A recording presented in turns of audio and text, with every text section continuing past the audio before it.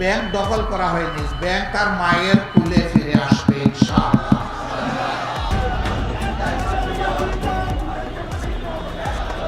আমি অন্ধকার দেখছি।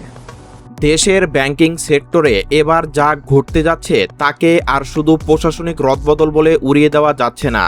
চারদিকে যেন এক চরম অন্ধকার আর অনিশ্চয়তার মেঘ জমছে। আর এই ঝড়ের কেন্দ্রে রয়েছে দেশের অন্যতম বৃহত্তম এবং সবচেয়ে জনপ্রিয় আর্থিক প্রতিষ্ঠান ইসলামী ব্যাংক বাংলাদেশ লিমিটেড। কিন্তু এবার পরিস্থিতি আর চার দেয়ালের ভিতরে কোনো কর্পোরেট লড়াইয়ে সীমাবদ্ধ নেই। এই সংকট এখন রূপ নিয়েছে এক মহা রাজনৈতিক বিস্ফোরণে। একদিকে বিএনপির হেভিয়েট নেত্রী ব্যারিস্টার রুমিন ফারহানা দিয়েছেন এক ভয়ঙ্কর সতর্ক বার্তা, যেখানে তিনি স্পষ্ট ইঙ্গিত করেছেন এক চরম রাজনৈতিক অন্ধকারের। আর অন্যদিকে দীর্ঘ নীরবতা ভেঙে সরাসরি রাজপথে নামার ঘোষণা দিয়েছেন জামাত ইসলামের আমির ডক্টর শফিকুর রহমান। সাধারণত ব্যাংকের বোর্ড মিটিং বা চেয়ারম্যান নিয়োগ নিয়ে আমানতকারীরা রাস্তায় নামেন না, কিন্তু এবার কোটি কোটি গ্রাহকের মনে শুধু একটি প্রশ্ন, আমাদের কষ্টের আমানত কি আদৌ নিরাপদ?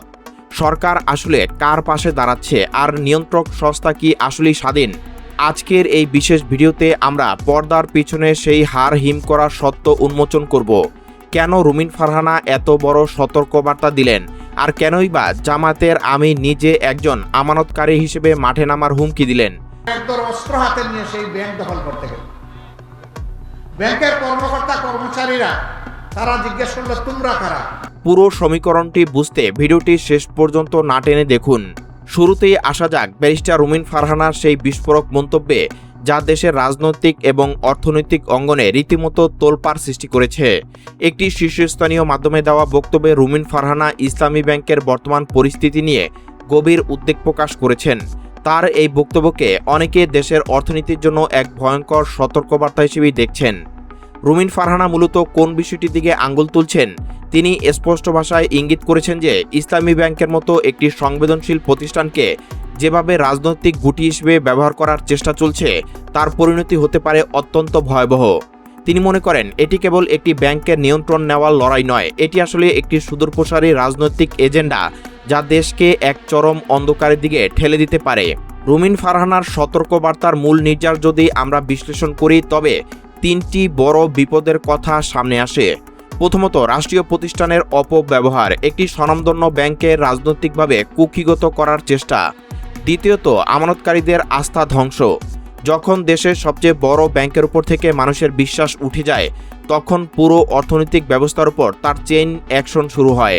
তৃতীয়ত, আন্তর্জাতিক অঙ্গনে নেতিবাচক বার্তা। বিদেশি বিনিয়োগকারী এবং প্রবাসী বাংলাদেশিদের রেমিটেন্স প্রবাহে এর একটি বড় ধাক্কা লাগতে পারে। রুমিন ফারহানার এই আশঙ্কা কিন্তু অমূলক নয়, কারণ যখন একটি দেশের প্রধান আর্থিক প্রতিষ্ঠানের শীর্ষ পদগুলো নিয়ে রাজনৈতিক টানাপোড়েন শুরু হয়, তখন সাধারণ মানুষের মনে ভয় ঢুকে যাওয়াটাই স্বাভাবিক। আর এই ভয়ের সুযোগ নিয়েই তৈরি হয় বড় ধরনের অর্থনৈতিক মন্দা। রুমিন ফারহানা যখন আইনি ও রাজনৈতিক দৃষ্টিকোণ থেকে সতর্কবার্তা দিচ্ছেন, ঠিক তখনই মাঠের রাজনীতিতে সবচেয়ে বড় বোমাটি ফাটিয়েছেন জামাতে ইসলামের আমির ডক্টর শফিকুর রহমান। তার বক্তব্যটি ছিল অত্যন্ত আক্রমণাত্মক এবং সরাসরি সরকারকে লক্ষ্য করে। ডক্টর শফিকুর রহমান নিজেকে কোনো রাজনৈতিক দলের প্রধান হিসেবে নয়, বরং একজন সাধারণ আমানতকারী হিসেবে উপস্থাপন করেছেন। তিনি স্পষ্ট ভাষায় বলেছেন, কোটি কোটি মানুষের রক্ত পানি করা টাকা নিয়ে সিনিমিনি খেলা কোনোভাবেই বরদাস্ত করা হবে না। আর এর জন্য যদি প্রয়োজন হয়, তবে তিনি নিজে সাধারণ মানুষকে সাথে নিয়ে রাজপথে নামবেন। গুলি ছুড়ল, কয়েকজন লোক আহত হলো। শেষ পর্যন্ত ব্যাংকের সৎ এবং ব্যাংক প্রেমিক দায়িত্বশীল কর্মকর্তা কর্মচারীদের প্রতিনিধিদের মুখে তারা পালিয়ে যেতে বাধ্য হয়েছে। জামাতের আমিরের এই ঘোষণা কেন এত তাৎপর্যপূর্ণ? এর পিছনে রয়েছে ইসলামী ব্যাংকের ঐতিহাসিক ও সামাজিক কাঠামো। আমরা সবাই জানি, ইসলামী ব্যাংক প্রতিষ্ঠার পর থেকেই এর সাথে একটি নির্দিষ্ট আদর্শিক গোষ্ঠীর এবং সাধারণ ধর্মপ্রাণ মানুষের গভীর আবেগ ও বিশ্বাসের সম্পর্ক রয়েছে। দীর্ঘদিন ধরে এই ব্যাংকের উপর নানা ধরনের নিয়ন্ত্রণ প্রতিষ্ঠার চেষ্টা চললেও এবার জামাত আমিরের সরাসরি মাঠে নামার ঘোষণা পরিস্থিতিকে এক অভূতপূর্ব মোড় এনে দিয়েছে। তিনি সরকারকে হুঁশিয়ারি দিয়ে বলেছেন, আমানতকারীদের টাকার নিরাপত্তা নিশ্চিত করতে না পারলে এই আন্দোলন শুধু ব্যাংকের ভিতরে সীমাবদ্ধ থাকবে না, এটি ছড়িয়ে পড়বে সারা দেশে। আর যখন একটি আর্থিক ইস্যু এভাবে গণ আন্দোলনের রূপ নেয়, তখন সরকারের জন্য তা সামলানো কঠিন। তখন সরকারের জন্য তা সামলানো কতটা কঠিন তা ইতিহাসই বলে দেয়। কিন্তু প্রশ্ন হচ্ছে হঠাৎ করে কেন এই দুই শীর্ষ নেতার পক্ষ থেকে এত তীব্র প্রতিক্রিয়া এলো? এর মূল কারণ লুকিয়ে আছে ব্যাংকের নতুন চেয়ারম্যান মোহাম্মদ খোরশেদ আলমের নিয়োগের মধ্যে। তার নাম সামনে আসার পর থেকে বিতর্কের আগুন দাউ দাউ করে জ্বলছে। সবচেয়ে বড় যে অভিযোগটি টকশো থেকে শুরু করে সামাজিক যোগাযোগ মাধ্যমে ঘুরে বেড়াচ্ছে তা হলো তার পারিবারিক আর্থিক লেনদেনের স্বচ্ছতা নিয়ে। অভিযোগ উঠেছে তার স্ত্রী নামে একটি বড় অঙ্কের ঋণ রয়েছে যা বর্তমানে খেলাফি হিসেবে চিহ্নিত। এবার আপনারাই বলুন, একটি ব্যাংকের সর্বোচ্চ পদ যার কাজ হলো কোটি কোটি মানুষের আমানত রক্ষা করা এবং খেলাপি ঋণ আদায় করা, সেই পদে যদি এমন কাউকে বসানো হয় যার নিজের পরিবারে ঋণ খেলাপির অভিযোগে অভিযুক্ত, তবে সাধারণ মানুষ কিভাবে আস্থা রাখবে? এখানেই প্রশ্ন উঠছে, এই লড়াইটা কি শুধু আইনি নাকি চরম নৈতিকতার? ব্যাংকিং সেক্টরের সবচেয়ে বড় মূলধন কিন্তু টাকা নয়, সবচেয়ে বড় মূলধন হলো বিশ্বাস। আর এই নিয়োগের মাধ্যমে সেই বিশ্বাসের দেয়ালে প্রথম কুঠারাঘাতটি করা হয়েছে বলে মনে করছেন বিশেষজ্ঞরা। এর আগে বিগত বছরগুলোতে এস আলম গ্রুপকে ঘিরে ব্যাংকের ভিতর থেকে বিপুল পরিমাণ অর্থ বের করে নেওয়ার যে সমস্ত অভিযোগ উঠেছিল, এই নতুন নিয়োগ যেন সেই পুরনো ক্ষতকে আবার তাজা করে তুলেছে। জনমনে প্রশ্ন, তবে কি আবারও সেই পুরনো সিন্ডিকেটের খেলায় নতুন রূপে ফিরে আসছে?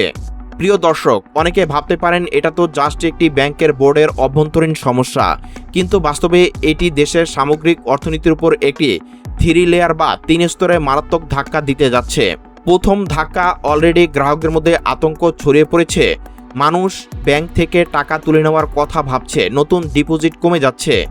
দ্বিতীয় ধাক্কা, ইসলামী ব্যাংকের মতো জায়ান্ট যদি সংকটে পড়ে তবে দেশের অন্য ব্যাংকগুলোর উপর থেকেও মানুষের আস্থা উঠে যাবে। তৃতীয় ধাক্কা, ব্যাংক হলো অর্থনীতির লাইফলাইন, এলসি খোলা, শিল্প ঋণ, রেমিটেন্স সব কিছুতে ধস নামলে দেশের বাজারে নিত্য প্রয়োজনীয় জিনিসের দাম আরও আকাশচুম্বী হবে। যদি সরকার এবং বাংলাদেশ ব্যাংক অবিলম্বে একটি গ্রহণযোগ্য সমাধান না দেয় তবে দেশের সামনে 5টি ভয়ঙ্কর ঝুঁকি অপেক্ষা করছে।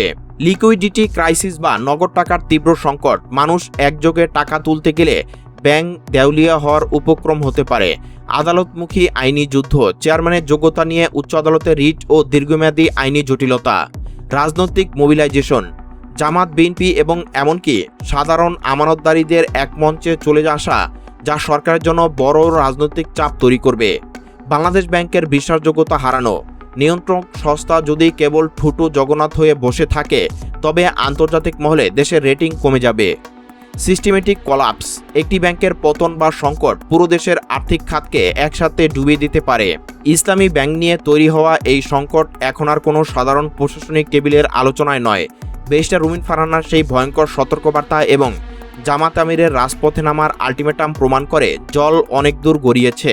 এটি এখন ক্ষমতার লড়াই, অপটিক্সের লড়াই এবং সর্বোপরি সাধারণ মানুষের টিকে থাকার লড়াই। সরকার কি পারবে কোনো প্রভাবশালী গোষ্ঠীর স্বার্থ রক্ষা না করে সাধারণ আমানতদারীদের আস্থার পাশে দাঁড়াতে, নাকি এই সংকট এমন এক রাজনৈতিক ও অর্থনৈতিক অন্ধকারের দিকে দেশকে নিয়ে যাবে যার মাসুল দিতে হবে আমাদের সবাইকে? আপনার কি মনে হয় রুমিন ফারহানার এই আশঙ্কা কি সত্যি বাস্তব রূপ নিতে যাচ্ছে? জামাত আমিরের এই ঘোষণা কি ব্যাংকিং খাতকে বাঁচানোর আন্দোলন, নাকি এর পিছনে রয়েছে অন্য কোনো রাজনৈতিক সমীকরণ? আপনার মূল্যবান মতামত অবশ্যই নিচে কমেন্ট করে জানান। ভিডিওটি তথ্যবহুল মনে হলে একটি লাইক দিন, বন্ধুদের সচেতন করতে শেয়ার করুন এবং দেশ বিদেশের এমন সব চাঞ্চল্যকর ও বিশ্লেষণধর্মী খবর সবার আগে পেতে আমাদের চ্যানেলটি সাবস্ক্রাইব করে বেল আইকনটি বাজিয়ে রাখুন। আজ এ পর্যন্তই। সুস্থ থাকুন, সচেতন থাকুন। ধন্যবাদ আমাদের সাথে থাকার জন্য।